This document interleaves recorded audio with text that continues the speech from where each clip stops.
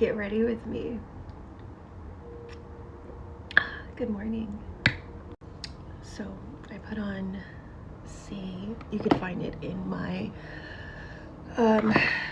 shop on my. So I was last night I was talking to my best friend about a creator that we know or of on social media. We don't really know her, but she's in the same business as my best friend as far as and I hate to say the word business because they're artists but they create jewelry. It's floral jewelry from real life flowers that they grow themselves. Well, she buys, my best friend grows. So my best friend has her own garden. She grows her own flowers. Some of the flowers she does have to buy because, you know, they don't really grow that well here. And or she also likes to use like bridal shower, you know, when she works with brides, she turns their flowers into beautiful pieces.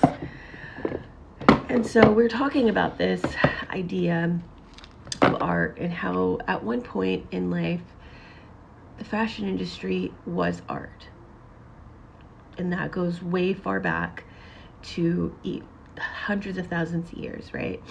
Beginning of time, beginning of humanity. There was always an intentional thing that, you know, whether they were intentionally being fashion forward fashionistas, makeup and clothing, jewelry, how you wear your hair has always been an art, and in a lot of ways a political stance and social class representation of who you are. Either way, the way you adorn yourself was a direct reflection of how you felt about yourself and where you thought you stood in society. In America, there was a shift that happened when it came to our beauty standards. And even though it was still kind of a political statement, like, you know, the suffragettes wearing red lipstick as a, you know, protest for women's rights and being able to vote.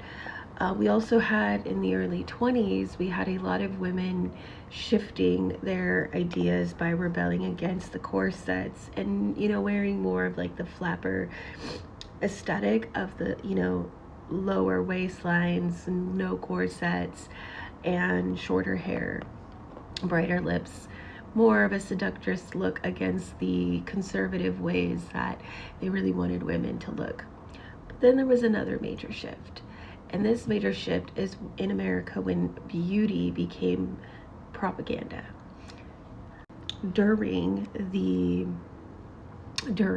World War II, a lot of women were going into the workforce. We had so many men who were passing and, you know, during the war that they needed to send women out.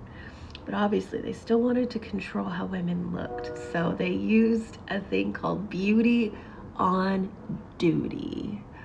Wild. They were trying to encourage women to continue their beauty standards in the name of patriotism.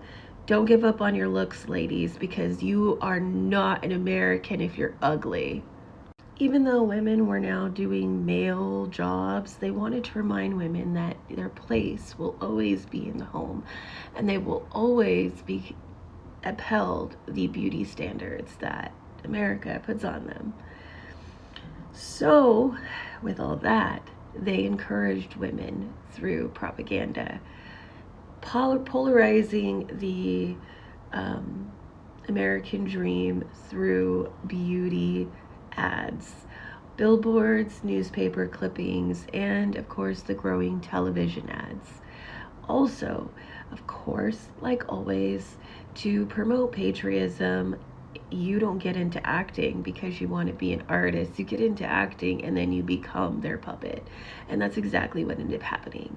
A lot of Hollywood starlets were also promoting fast fashion and makeup ads. Next thing you knew, you saw your favorite actress on Estee Lauder and Revlon.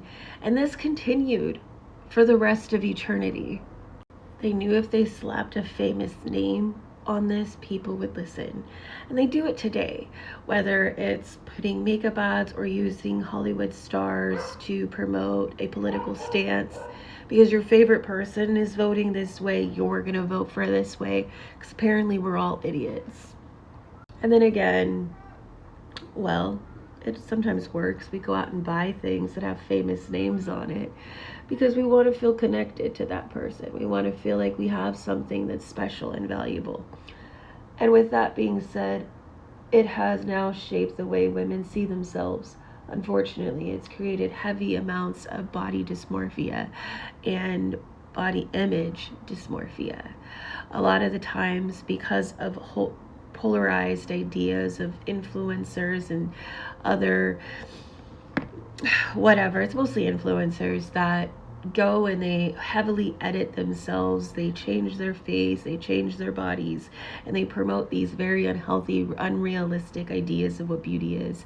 And then people start comparing themselves to that and feeling that maybe I should be that. And we've seen it so many times throughout our history as women, you know, from being told that we should eat whatever diet so we could be whatever body shape.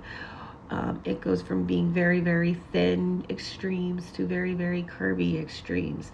We went from starving ourselves to be as thin as possible and show off all of our bones in our body to getting massive amount of surgery to alterate our body to appear thicker and fuller. The original idea that I had though last night was having this conversation with she was actually stealing ideas from another artist. And it was frustrating because that other artist is actually Asian and she has beautiful work. But people don't go to bat for people of color that are not of African descent. And it's really frustrating because she's being culturally appropriated, not only in the way she presents herself, but also in her art. Some big influencer likes her stuff, like literally likes her stuff and then replicates it as her own and sells it for more than the actual artist is making, which is wild. And I just brought that attention to me of like fast fashion and how we have just keep falling in that cycle of repetitive propaganda. And instead of just like taking life for what it is and using makeup and jewelry and fashion again as art, we fall into those trends. Hence places like, you know, Shein and Fashion Nova, they get to make billions of dollars off people because people forgot how to express themselves in very beautiful ways. In a lot of ways, we're still falling into that trap of beauty on the duty.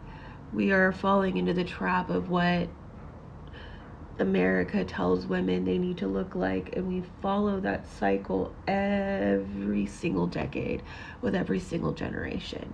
And I feel like at this time it's time to stop. I don't think that makeup is bad. I don't think that getting dressed in fashion and beauty and doing your hair a certain way is bad, but it should be an expression of you and nothing else. No one else should be telling you what's beautiful. Makeup should highlight the things that you like that are beautiful about you, the things that you want to accentuate, the way you want to express yourself. There's no right way to do your makeup. There's no right way to wear your hair. And there's definitely no right way to wear your clothes. Loving yourself is the number one thing, and we should be promoting that instead of all of the stupid propaganda the society tries to put us under.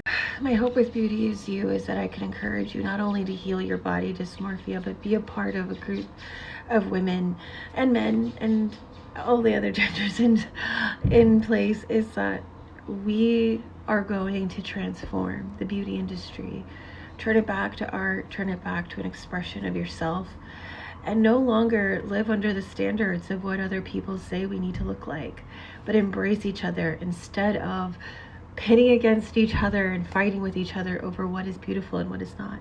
And by the way, these are some of the earrings that Donna Persephone has made, so please go follow her. You will love her work. I love you guys. Have a great day. Bye.